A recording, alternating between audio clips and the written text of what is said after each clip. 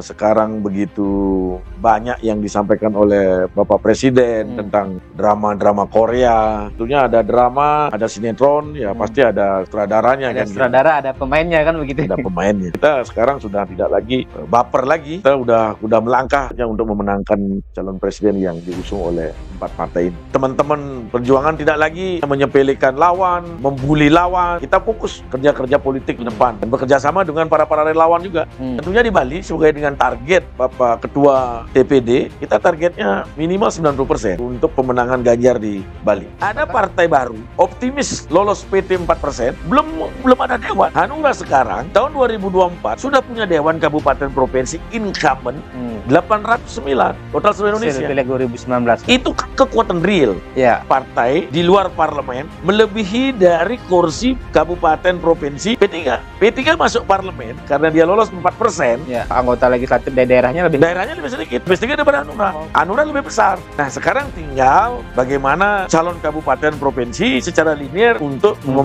menggolkan DPR RI.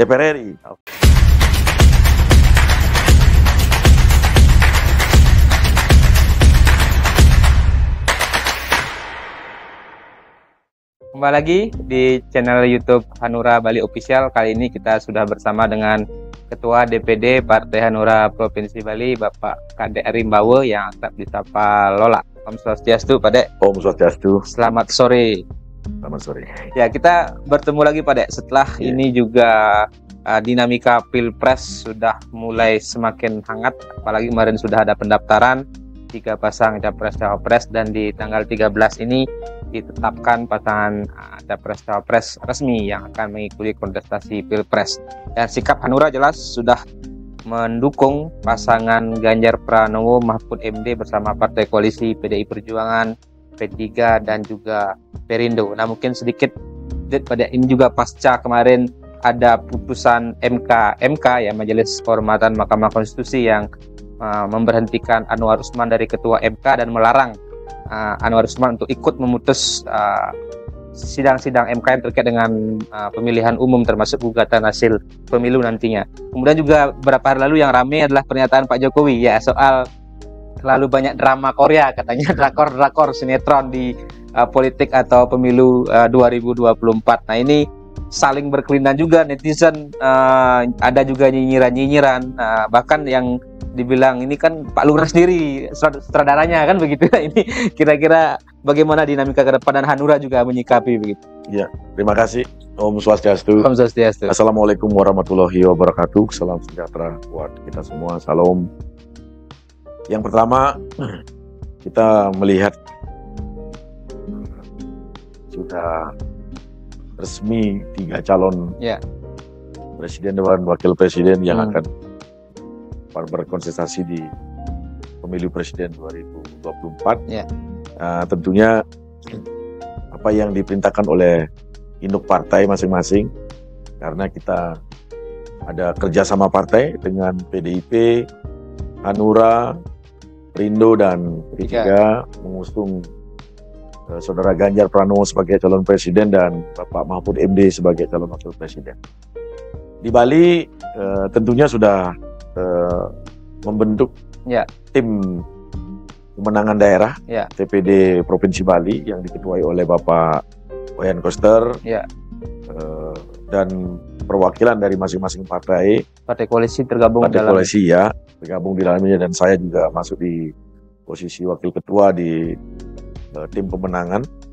Tentunya kita juga akan mengupdate dengan pertemuan selanjutnya bagaimana melangkah ke depan, walaupun sekarang begitu banyak yang disampaikan oleh Bapak Presiden tentang drama-drama Korea. Ya, tentunya ada drama, ada sinetron, ya pasti ada sutradaranya. Ada sutradara, ada pemainnya kan begitu. Ada pemainnya. Ada yang di depan layar, ada yang di belakang layar kan begitu ya. Tapi itulah politik. Itulah politik yang sekarang berlangsung. Ya, kita sekarang sudah tidak lagi yang namanya baper lagi. Kita udah melangkah seperti apa langkah-langkah kita selanjutnya untuk memenangkan calon presiden yang diusung oleh 4 partai ini. Oleh sebab itu apapun yang apa namanya yang diberitakan sekarang lagi viral seperti apa, kita udah nggak mikirkan itu. Kita melangkah sesuai dengan target-target yang akan dicapai nantinya di tanggal 14 Februari. Ya. Ini sudah menjadi rutinitas 5 tahunan pemilihan presiden. Ya. Sekarang ada 3 calon presiden adalah putri terbaik bangsa Indonesia. Nah, sekarang kan masyarakat sekarang memilih. Ya. Yang namanya memilih dari 3 yang baik, pasti akan muncul yang terbaik nantinya, yang akan menggantikan Jokowi dan melanjutkan legasinya untuk sebagai presiden di Indonesia. Nah, tentunya masyarakat sekarang sudah tahu bagaimana sepak terjang Pak Jokowi, bagaimana kepuasan masyarakat kepada Presiden Jokowi, sangat luar biasa. Nah, kalau saya pribadi, tentunya sebagai partai pengusung Ganjar, ya, menyampaikan kepada teman-teman perjuangan tidak lagi istilahnya menyepelekan lawan, membuli lawan. Kita fokus kerja-kerja politik ke depan sesuai dengan foksi kita masing-masing. Ya. Dan bekerja sama dengan para relawan juga. Tentunya di Bali sebagai dengan target Bapak Ketua DPD, kita targetnya minimal 90%. 90%. Iya, target untuk pemenangan Ganjar di Bali. Bahkan 95 kalau nggak salah juga. Iya, target kan. Artinya kan kita ambil angka minimalnya kan. Angka minimal, angka 90% itu sangat realistis dalam hal pertempuran. Apalagi 3 calon. Kalau di 2019 kan Jokowi menang di Bali kalau nggak salah 92% dalam posisi 2 calon. Atau head to head. Yeah. Sekarang kan 3 calon, ya mungkin suara itu bisa lebih tersebar gitu. Iya. Itu artinya dengan angka 90% itu sudah sangat target, sangat luar biasa. Bagi saya menghitung ya kekuatan juga sekarang kan ya yang namanya anak penguasa kan, walaupun tidak diperintah oleh pimpinan, kadang-kadang kan ada pimpinan yang diberikan kewenangan oleh, memberikan jabatan oleh pimpinannya, pasti royal kan, loyal dengan pimpinannya walaupun tidak diperintah. Ya kesempatan juga cari muka lah kan begitu mungkin. Walaupun sudah punya 1 muka ya dan nambah muka lagi kan begitu. Ya. Seperti kasus-kasus yang kemarin ini kan. Pencopotan baliho maksudnya. Ya. Ganjar Mahfud. Kalau pencopotan baliho kemarin ini terus terang kalau urusan tentang baliho ayo kita kerja sama-sama semua. Dulu kalau nggak salah di tahun 2019 udah nggak ada pasang-pasang baliho-balihoan. Saya bukannya tidak membela daripada pimpinan di Bali, PJ Gubernur sekarang ini, bukan membela, tetapi kita kan nggak tahu Bali ini kawasan pariwisata. Ya, saya juga heran 2009 sudah nggak ada main-main baliho. Kok sekarang rame baliho lagi ya? Kenapa? Fenomena apa yang terjadi gitu? Ya.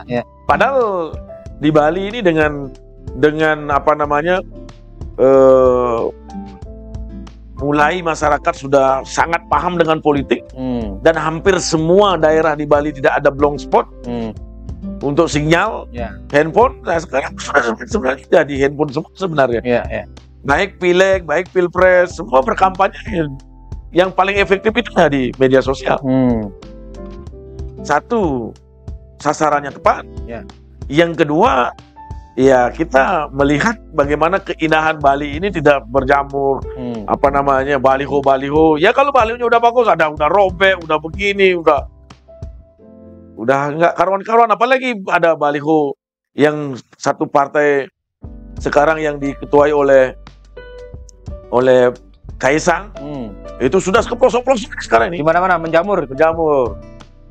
Ya saya bukan menyalahkan, tetapi ya mari kita sama-sama semua partai yang berkontestan dalam pemilu legislatif, ya mari kita jaga juga sama-sama Bali ini biar bisa bebas. Saya lihat memang tadi banyak baliho bertebaran, bahkan Bali ini kan jadinya tidak hanya sekedar Pulau Seribu Pura, tapi Pulau Seribu Baliho jadinya. Iya. Tapi saya heran 2019 udah sedikit sekali. sekarang semua pasang baliho. Jadi 2019 dengan 2024 karena banyaknya baliho, berarti orang-orang yang maju di tahun 2024 ini banyak yang nggak populer jadinya. Dia populer jadi baliho. Ya. Ini sebenarnya kemunduran gitu kan? Kemunduran lagi. Kalau saya mudah-mudahan di Hanura ini kan jarang nih ada baliho-baliho, bukannya bagaimana. Saya sudah seperintahkan kepada teman-teman. Artinya bukan karena nggak punya duit atau bagaimana kan? Gitu? Iya, saya perintahkan teman-teman main di media. Main di media kayak begini, podcast, adu gagasan, seperti apa ke depan. Nah, kalau saya di Hanura, Mas Tungkara dipercaya oleh masyarakat Bali tentang wakil kita yang duduk di provinsi. Kita ada perwakilan di provinsi. Pertama yang ingin saya sampaikan kepada kawan-kawan yang duduk di provinsi adalah mengusulkan digitalisasi tentang pendapatan daerah. Kalau itu bisa terjadi, itu lompatan PAD itu bisa 2-3 kali lipat daripada sekarang. Oke. Contoh, kalau misalkan bulan Februari jadi pemerintah Provinsi Bali memungut daripada wisatawan asing, itu harus digital. Ya. Sama seperti yang saya sudah beberapa kali saya sampaikan, yang dilakukan oleh pemerintah Kabupaten Bangli. Yang sekarang Bapak Bupati membuat suatu sistem di tempat-tempat wisata itu tidak pakai lagi yang namanya tiket-tiket begitu, langsung barcode saja, dan barcode udah langsung masuk direct masuk ke rekening Pemda secara digital diketahui. Bila perlu masyarakat sudah bisa mengakses lewat handphonenya. Ya, real time juga. Real time. Jadi pemerintah provinsi menyampaikan kepada masyarakat luas bahwasanya jika ingin mengetahui tentang pendapatan pemerintah Provinsi Bali, saya akan klik ini. Jadi udah ya, itu mungkin bisa dimulai nanti kan kalau nggak salah rencananya mulai Februari 2024 pungutan turis asing atau wisatawan asing yang sekitar 150.000 atau $10 itu kan akan diberlakukan. Berarti itu sebenarnya bisa dilakukan digitalisasi pungutan turis asing. Iya, itu makanya saya udah beberapa kali menyampaikan kepada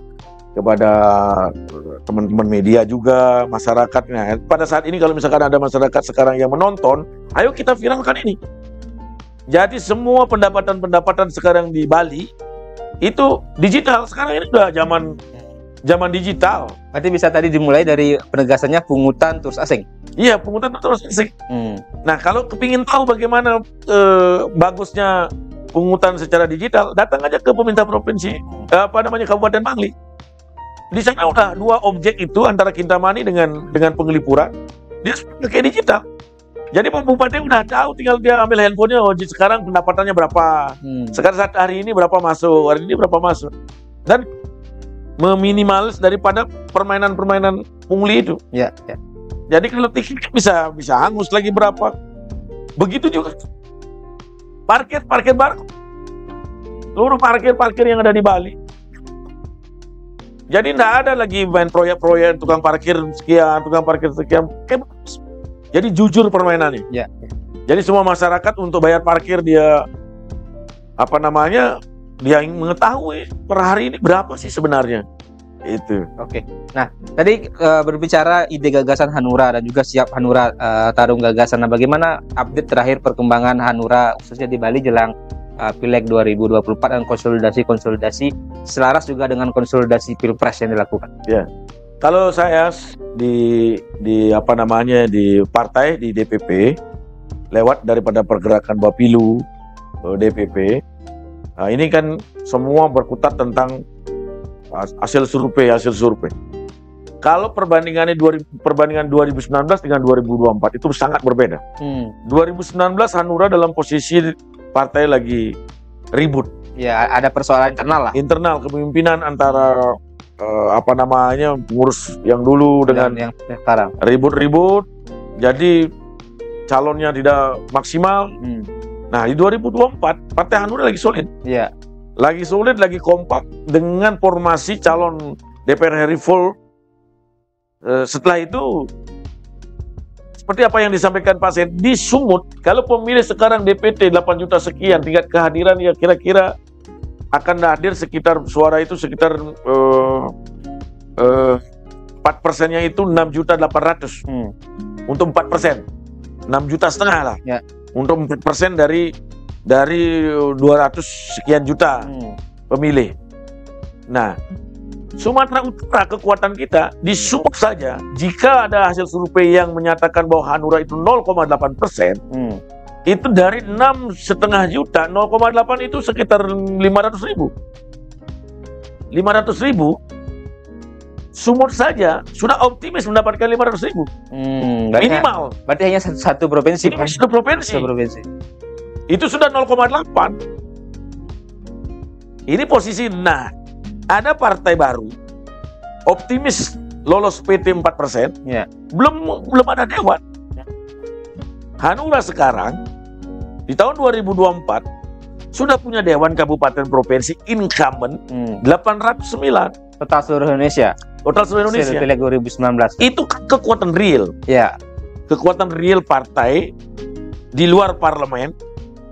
Di luar parlemen melebihi dari kursi kabupaten provinsi P3. P3 masuk parlemen karena dia lolos 4%. Ya. Tapi anggota legislatif daerahnya lebih sedikit. Lebih sedikit daripada Hanura. Hanura lebih besar. Nah, sekarang tinggal bagaimana calon kabupaten provinsi secara linear untuk menggolkan DPR RI. Oke. Nah, jadi kita fokus sekarang di Jawa Barat, Jawa Tengah, dan Jawa Timur. Ini kan saya juga lihat Ketum OSO ke keliling Indonesia dengan ada program jalan santai, konser gitu atau festival budaya, bahkan juga ada yang berhadiah umrah kalau nggak salah. Mungkin Pak bisa flashback sedikit. Iya. Ini rencana kita di Bali juga mau melaksanakan kegiatan pesta rakyat. Nah, itu juga nanti akan hadiahnya. Nah, ini Ketum OSO lagi keliling sekarang. Kemarin di Aceh begitu luar biasa kehadiran tanpa ada yang namanya di komando, dikasih amplop, dengan datang sukarela, jalan santai. Karena tokoh-tokoh di sana itu diterima oleh masyarakat. Nah, sekarang di Bali memang dalam konsep memang target daripada pusat kita masih ya itu kan realistis lah. Bukannya saya mengecilkan partai, tetapi realita kenyataan dilihat, matematika politiknya di bawah. Kita hanya bisa menyumbangkan suara. Itu baru target. Tapi kan yang namanya perubahan politik kan ini kan dinamis. Ya.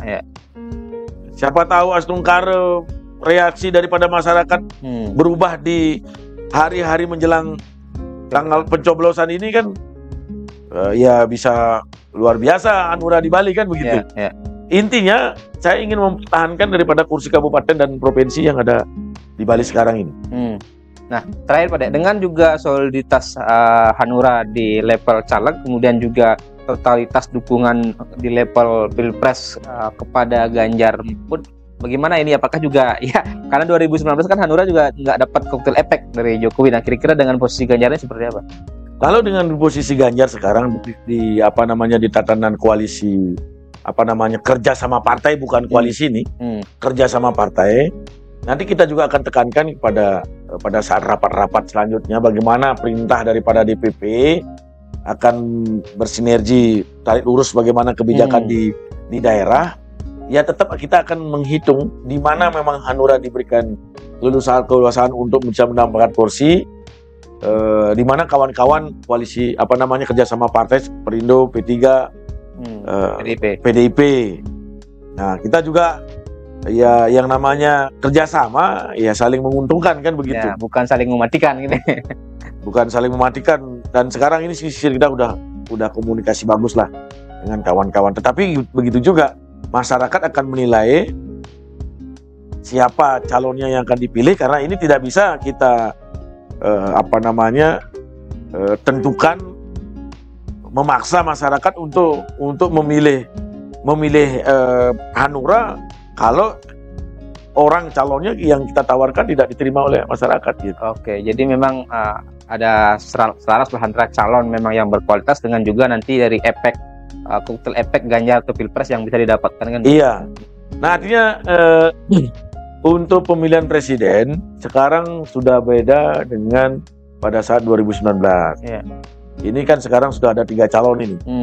Ada 3 calon ini sama-sama partai yang pengusungnya juga sudah kelihatan siapa pendukungnya Anies Baswedan, siapa pendukungnya Prabowo, siapa pendukungnya Ganjar. Nah, jadi kalau kesiapan saya lihat di tim pemenangan daerah ini sudah tinggal melangkah. Ini kira-kira tanggal 12 Ganjar ke Bali lagi. Di Klungkung ya kalau nggak salah ada acara. Di Klungkung. Habis itu kita juga di tanggal 26 kalau nggak salah kita mau mengadakan acara juga. Mudah-mudahan Ganjar juga bisa hadir. Ya. Di dalam pesta rakyat mau kita buat. Mudah-mudahan Pak Ganjar ada waktu lagi datang ke Bali untuk menggarap Bali maksimal mungkin dalam hal pemenangan pemilu presiden nanti. Ya, oke, berarti poinnya juga Hanura juga bisa-bisa betul untuk konteks Bali gitu ya. Iya. Konteks di Bali. Artinya apa yang diperintahkan oleh Bapak Ketua Umum Pak Oso kepada seluruh jajaran pengurus di tingkat daerah untuk bisa bersinergi dengan 3 partai berjalan bersama, lakukan pertemuan-pertemuan karena saking seringnya kita bertemu, berarti emosional jiwa kawan-kawan di masing-masing partai itu pasti akan nyambung gitu. Oke, jadi kita tunggu saja seperti apa juga nanti hasil dari perjuangan teman-teman Hanura. Mungkin sebagai sebuah closing pada harapannya untuk Pilpres dan juga Pileg kali ini, khususnya juga untuk internal Hanura, seluruh keluarga besar Hanura di Bali dan masyarakat Bali. Ya, paling terpenting saya sampaikan kepada seluruh masyarakat Bali yang saya hormati, mari kita sambut pesta demokrasi, pemilihan presiden, pemilu legislatif, pemilih wakil-wakil rakyat yang akan mewakili Bali, baik di tingkat kabupaten, provinsi, maupun tingkat pusat, dan begitu juga calon presiden. Bila mana ada perbedaan satu pilihan, itu selesaikan di tanggal 14 Februari tahun 2024. Setelah itu, mari kita bersatu kembali untuk membesarkan negara kita untuk tercapainya Indonesia Maju 2045. Ya, Indonesia Emas 2045. Terima kasih pada Bapak Kade Arimbawo, Ketua DPD Partai Hanura Provinsi Bali. Kita doakan yang terbaik untuk bangsa ini dan juga khususnya untuk Hanura biar bisa kembali ke parlemen, ke DPR RI di Senayan, Jakarta. Kita akan sambung di kesempatan berikutnya. Salam hati nurani. Salam hati nurani. Terima kasih.